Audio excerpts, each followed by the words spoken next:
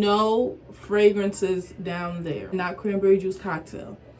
I'm talking about 100% cranberry juice. I have a boyfriend too, and we still gonna get checked, and I think you should too. Once a cheater, always a cheater, question mark. In a relationship, that's a problem. Staring, doing too much, flirting, doing all of that, yeah, that's where it becomes a problem. But I recommend waxing. If I was to get out of a toxic 5-year relationship, I am not talking to anyone. I'm mad. My boy is not worried about what you're doing, and he probably already doing something. I'm not the friend that's gonna be like, oh, go to him, and him. I'm the friend that's like, get your journal, call you up a therapist. How about you go on a solo date?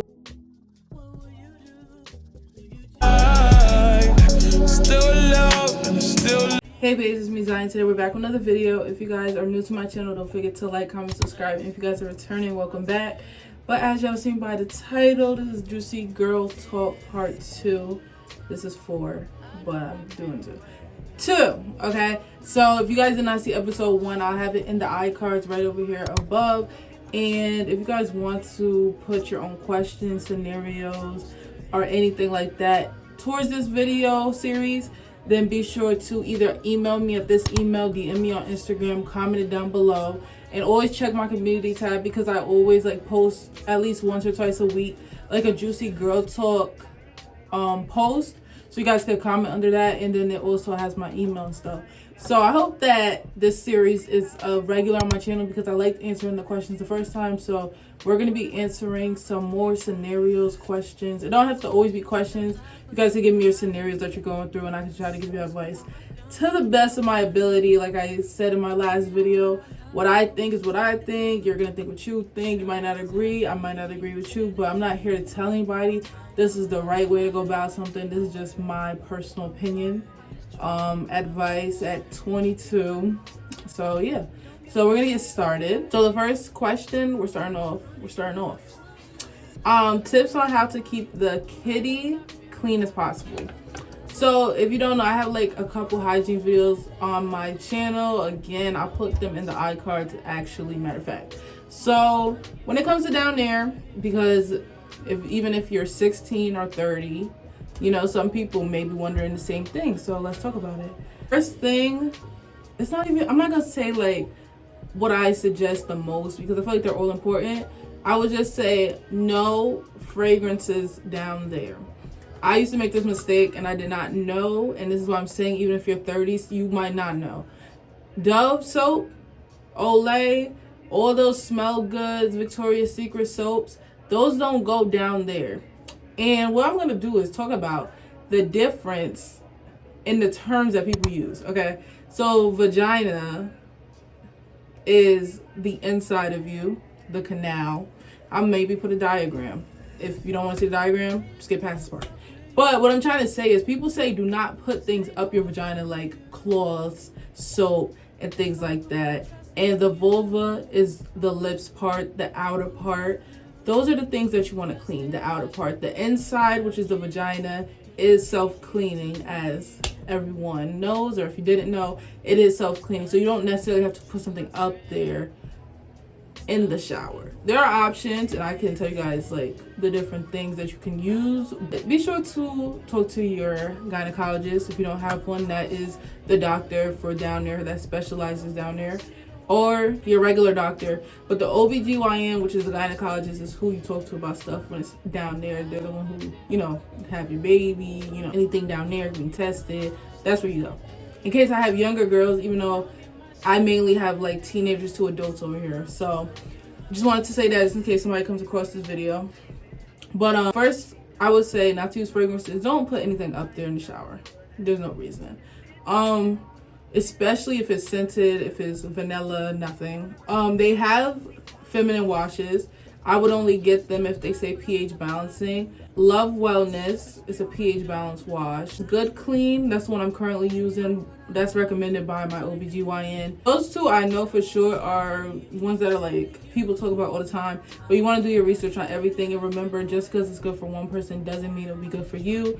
So those are pH balancing washes, which help to regulate down there. Also, I would suggest, if you feel like you need a clean inside, my OBGYN did suggest getting the Refresh Gel sticks that you put inside. You put the cream in, you let it sit. Any other like things like boric acid and stuff like that, I've heard that those are not as good because they basically reset your pH and everything down there, so it's like starting from zero in a way. So I don't mess with those, but if you want to do research, I know girls use it, so clearly it could work, but I don't know about it to talk about it and to recommend a boric acid. But I would definitely suggest the refresh gels, especially after your period, to help balance you out. Apple cider vinegar in your baths to help clean, and just also I think that helps with regulating your pH down there when you're in a bath. Using wipes unscented, you're better off getting either baby wipes or like water wipes and wiping it every time you go to the bathroom. I dry it after. I don't know if girls be not doing that, but I don't like when it feels wet after wiping, so I'll go after with a tissue and just make sure it's dry so there's no moisture down there. And not wearing tight clothes because it can make you sweat. If you sweat a lot down there, there are deodorant options. I was using Lumi because my thighs and everything down there rub together because I got a little thicker, so it gets a little sweaty, it gets a little hot. So now I like put that on the creases of my legs and stuff like that. There's a lot of different ways to make sure you're clean down there. Making sure you're drinking water, and not only water, because water honestly doesn't have many benefits, but I would definitely suggest either taking a cranberry pill or drinking cranberry on a regular and not cranberry juice cocktail. I'm talking about 100% cranberry juice, organic if you want to make it even better. Snacking on cranberries and having a probiotic. Not sleeping around with multiple people. If you are, safely, even though I do not think you should be, but I'm not going to say you don't have to or you can't because of your body. But making sure you're getting checked for everything. And when I say everything, I mean everything. Oh, I have a boyfriend too, and we still gonna get checked, and I think you should too. So even if you're married, you still get checked, because you don't know if it's something you had before, if something happened. You just want to make sure you're getting checked down there. So those are like my tips for keeping the kitty clean down there. You know, just don't do too much to her, you know, just let her be. Let her breathe a lot too, especially at night. Let her breathe. Yeah. So we're gonna move on to the next question. Kind of go into that. The next question is kind of like, do you get an odor down there? If so, what do you do? Basically everything I just said. And honestly, if you're not drinking cranberry juice and water and lots of water, that may be majority of the smell. You could possibly have BV. That's why I said to make sure you're getting tested for everything, because BV is not something you get from a partner. BV is an imbalance of good and bad bacteria down there, and there's more bad bacteria. That could be the reason. They'll either give you antibiotics or they give you a cream. But sometimes you guys could get over-the-counter creams too. That's why I said to look into the refresh gels. That's what my OBGYN suggested for odor, dryness, or anything like that, or just a refresh. That's why it's kind of called refresh gel. That's the name of the brand. So if you're dealing with that, I would definitely say to check first with your doctor, but then implement all those other things I just said. And try those out, and try it out for a couple weeks. Your body got to get used to what you got going on. But I definitely recommend the prebiotic. I'm using the one currently from Ray. If you watched my hygiene video, I showed you guys. And it has cranberry in it, and it's for down there. So I highly suggest trying those things out for down there. So the next topic or question is, once a cheater, always a cheater, question mark. And to be honest, clearly, you know, you want to say, duh, yeah, like, people are going to stay the same. But truthfully, you change a lot in your life. And I think some people are able to change. And I think some people just don't want to change. I think everyone is able to change. I just think some people don't want to change.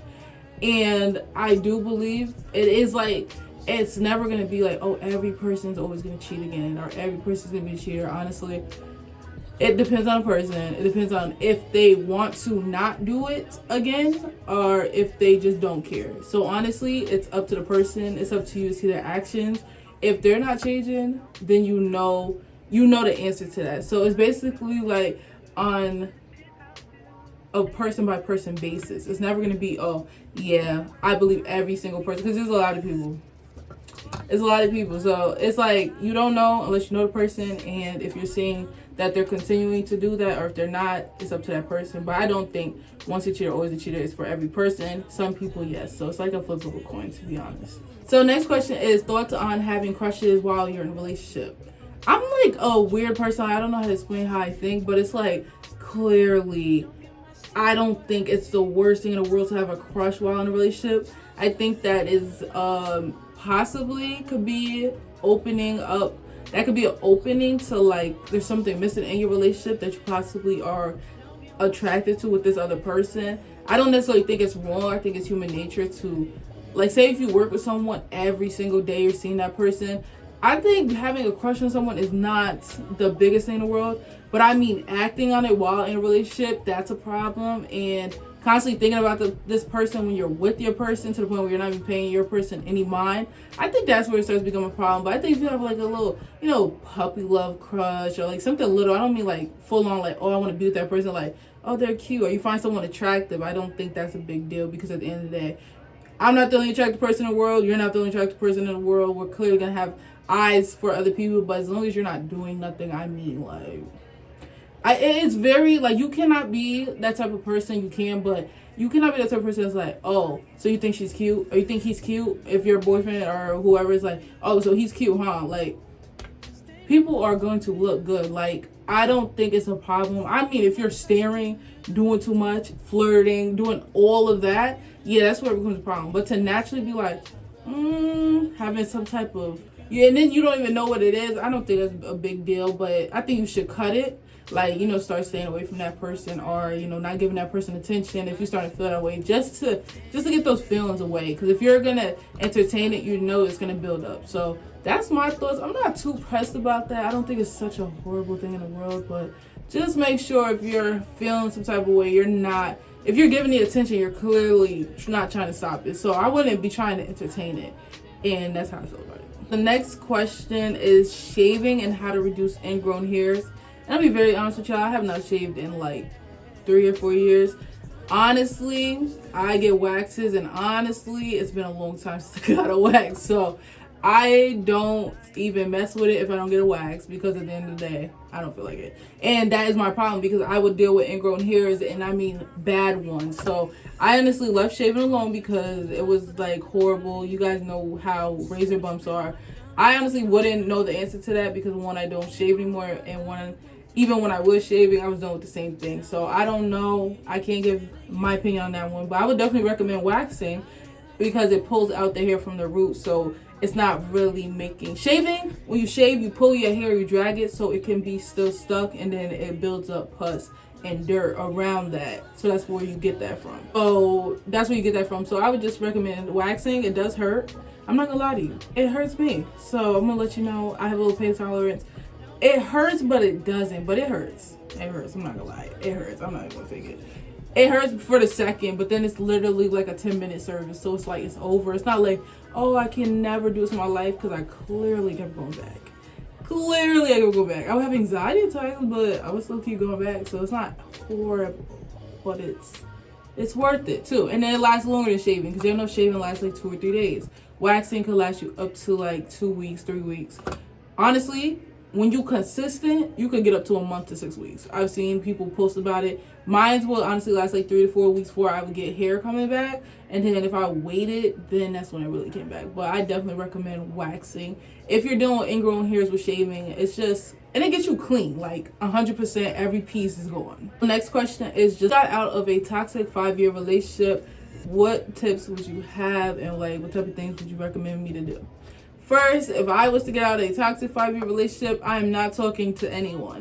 I do not think that you should jump into talking to people if you've been in not even just a 5-year relationship, toxic 5-year relationship. I think you need to give yourself a lot of time to be by yourself, and a lot of time to refine who you are, because 5 years with someone else and keeping your time together and everything you do can like make you forget who you are, what you like to do. I would honestly say give yourself some time. There is no need to jump into another relationship. I don't even think it's healthy to jump into a relationship. You're not even over that person. Even if you think you are deep down, you're not.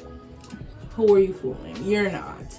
There's no way you get out of a relationship and just don't care about that person. And even if you don't care about the person, there's probably things in that relationship that you've held on to that you would bring onto the new person without even healing those things. And a lot of us like to try to push it under the rug and say, oh, like say he was a cheater, say you didn't trust him, so I don't care about him no more. But you're bringing those insecurities of not being able to trust and not thinking someone's going to be loyal to you to your next relationship. So I, like, honestly, my first thing and my only thing is to spend time with yourself, heal. And that's not something we want to hear. But I'm not the friend that's going to be like, oh, go to him, him, and him. I'm the friend that's like, get your journal, call you up a therapist.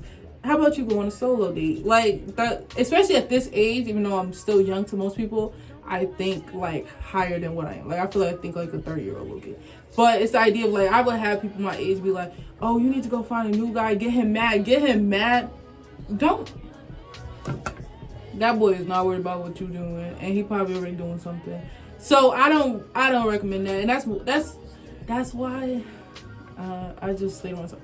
Cause my thoughts sometimes, like at my age, like it's more popular to say, oh, go be with him, get him mad, get him jealous, go sleep with him, you know, be outside. Like I don't think being outside is a problem, but I wouldn't say be outside to be in guys' faces and stuff like that. I would say be outside if you want to feel good, feel better, like dress up, look cute. But honestly, I think you just need a lot of self-love time to regain yourself and learn you all over again, single you, because relationship you and single you are going to be two different people. So that's what I recommend for if you're getting out of a toxic relationship, a long relationship, or any relationship, period, to be honest. Question is, what age did you get your first period? I got my period when I was, I think, like 11 or 12. So I was in like 6th grade. So I was pretty young. I know people who got it at like 8 years old, but mine I got at like 11 or 12. I know it was 6th grade because I was in it. Yeah. And it's weird because I remember the classrooms I was in the first day that I got my period, because I was so like, I was like, I have to go to the bathroom. Like, I have to do this. Like, I don't know what I'm doing, but I have to do this. I remember literally what classes I was in and everything. So that's kind of weird, but yeah. So my next topic is friends with benefits a good idea? Okay. Like I said, me personally, I'm not going to do it. Why? Because my brain is not set up properly to be doing that. So if you are, this is the most basic way I'm going to put it, okay? If you are able to do things like that with somebody and not get attached, go ahead. Why not? If you don't care, if you will be like, I don't know what she's talking about, I'm going to do what I want, then go ahead. If you know brain is not going to process that correct way, if you see him talking to a girl, then I don't think friends with benefits is good for you. And if you're doing friends with benefits for the benefit of the guy not having to be loyal or be in a relationship, I definitely don't recommend it. Because that means you're settling. So we should not be settling. And even if you have settled, it's okay. But we should not be settling from this point forward. So honestly, I don't recommend it if you know that you're going to catch feelings. It's as simple as that. If you're free-spirited and you do what you want and you don't care and you just sleep with whoever you want, then I would just say be safe. I've learned to give advice like, you're going to do what you want. You can't force somebody to think a certain way. I'm going to think my way, and my way personally. I would not do that. I'm not the one to just give myself to somebody because they're my friend, or to give myself to someone who I label as a friend and just that and doing nothing for me. So that's how I feel about it. But like I said, even if you are, I would say just know they're going to do what they want. That's what the term is for. That's what it's about. Be safe. I think that's something everyone should agree with, and some people still don't, but I think being safe about it. And yeah, so that's my thoughts on it. If you know you can't handle it, don't do it. And if you're doing it because they don't want to be loyal or be in a relationship, don't do it, because they can. They just want you, and I don't feel like that's what you want for yourself. And my last little question topic of the day is how to stop comparing yourself to the Instagram girls. And honestly, I was struggling with this for a very long time. I used to be very obsessed with like social media, likes, filters, editing. You gotta live a life that you gotta realize that is not even real. The girls you see on Instagram and the baddies are not coming for them in any type of way, but the girls who look good all the time on Instagram is to look good. So you don't have to be jealous of someone looking good for one photo that you've seen. Say they post once a month. You're getting upset and jealous and comparing yourself to one picture. This person got dressed, got put makeup on, probably put a filter, probably edited the picture. And you're getting jealous of that because you're in your natural state. Say you're sitting at home on the couch, you don't get dressed. they don't either. Like, they literally did that for the picture. And then honestly, knowing myself, I have a little makeup on, my hair is done, I will go take this wig off and rub this makeup off my face and lay on the couch and look at the comments. Like, you have to stop looking at Instagram and social media in general as, oh, this person's life is so perfect. Because I used to do the same thing, and I will tell you, that will be the moment they will post like a sob story or their story of what is really going on. And you're like, oh, wow, their life is not perfect. Wow, like, I feel bad for them. Wow, they're really going through this. Whole time they're going through something you're probably going through. They look how you look, you know, no makeup, no nothing. And honestly, at the end of the day, even if someone does look good, that does not determine, if you feel good about yourself, someone else looking good should not determine how you feel about yourself after seeing that person. So that means that we have to work on self-confidence, self-love, and feeling confident within ourselves, because everyone's going to look different. Everyone's going to look cute at some point. So you can't get upset on the way someone else is looking. So honestly, I'm still working on that too. So I'm not saying that. Sometimes when I talk, it comes off very aggressive. But I'm saying that in a way of like, I'm still working on self-love and confidence and not compare myself. But this is what I'm telling myself to feel better. So I hope that what I said was good. So this is the end of Juicy Girl Talk Part 2. Like I said before, if you guys are new to my channel, don't forget to hit the subscribe button. If you're returning, I hope you guys enjoyed another video by me. And I want you guys to comment your scenarios, questions, anything, topics you want me to talk about. Remember, you can email me, DM me, comment them, go to my community tab and put your answers, put your questions, your comments, your topics, anything there. And yeah, so that is gonna be the end of this video. I hope you guys are having a great day, and if you aren't, I hope my video has made your day a little better and continues to get better throughout the rest of the day. But I will see you babes in the next video.